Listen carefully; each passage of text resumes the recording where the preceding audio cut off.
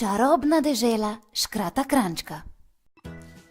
Se tudi tebi zdi, da je poletje kar švignilo mimo nas? Hladnejši dnevi kar kličejo po tem, da se udobno namestim v kavč, si skuham skodelico kakava in se potopim v kakšno dobro knjigo. Še dobro, da je knjižnica tako blizu.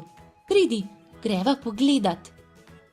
V knjižnici bi lahko preživel kar cel dan.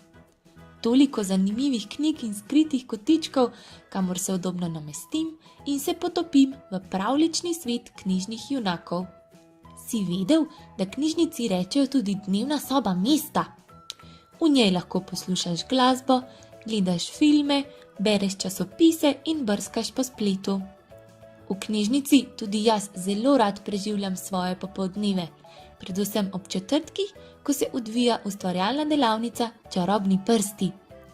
Dnevna soba mesta, hiša z najlepšim razgledom. Le pridi pogledat, če je to res.